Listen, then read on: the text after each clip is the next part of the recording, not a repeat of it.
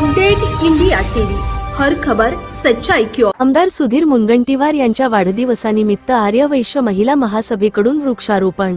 झाडे लावा झाडे जगवाचा संदेश। महाराष्ट्र राज्यातील एक मातब्बर नेते, माजी वन व सांस्कृतिक मंत्री तथा विद्यमान आमदार सुधीर मुनगंटीवार यांच्या वाढदिवसाचे औचित्य आणि वृक्ष संवर्धनाचा संदेश जनतेपर्यंत पोहोचविण्याच्या उद्देशाने आर्य वैश्य महिला महासभा भद्रावती शाखेच्या वतीने साने गुरुजी ले आउट येथील श्री दत्त मंदिर परिसरात वृक्षारोपण कार्यक्रम उत्साहात पार पडला।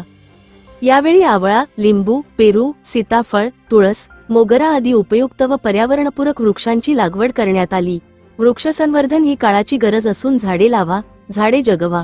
प्रत्येकाने आपल्या वाढदिवसानिमित्त किमान एक तरी झाड लावून त्याचे संगोपन करावे, असा मौलिक संदेश यावेळी देण्यात आला। वृक्षवल्ली आम्हा सोयरी वनचरे या तुकोबांच्या अभंगास साजेसा हा उपक्रम कौतुकास्पद होता। आर्य वैश्य महिला महासभा भद्रावती तालुका अध्यक्षा धनश्री गुंडावार व तालुका सचिव भाग्यश्री दैदावार यांच्या नेतृत्वात पार पडला। कार्यक्रमाला उपाध्यक्षा सुलभाताई मद्दीवार, स्वाती झुलकंटीवार, मानसी बोटुवार, गायत्री मद्दीवार, सारिका पदमावार यांच्यासह अनेक महिला पदाधिकारी व सदस्य मोठ्या संख्येने उपस्थित होत्या। यावेळी उपस्थित महिलांनी वृक्षारोपण हा केवळ एक दिवसाचा उपक्रम नसून लावलेल्या प्रत्येक झाडाचे नियमित संवर्धन, संरक्षण आणि संगोपन करणे ही प्रत्येकाची सामूहिक जबाबदारी असल्याचे सांगितले। आमदार सुधीर मुनगंटीवार यांच्या वाढदिवसानिमित्त राबविण्यात आलेल्या या उपक्रमातून पर्यावरण संवर्धनाचा प्रभावी संदेश समाजापर्यंत पोहोचविण्यात आला। अपडेट इंडिया प्रतिनिधी लिमेश माणूसमारे यांनी आढावा घेतला असता उपाध्यक्ष सौ सुलभाताई मद्दीवार यांनी वृक्ष संवर्धन काळाची गरज असल्याचे प्रतिपादन केले। जिल्हा प्रतिनिधी लिमेश माणूसमारे। जय कन्या। आज सुधीर भाऊंच्या वाढदिवसानिमित्त आम्ही इथे सर्वजण जमलेलो आहोत।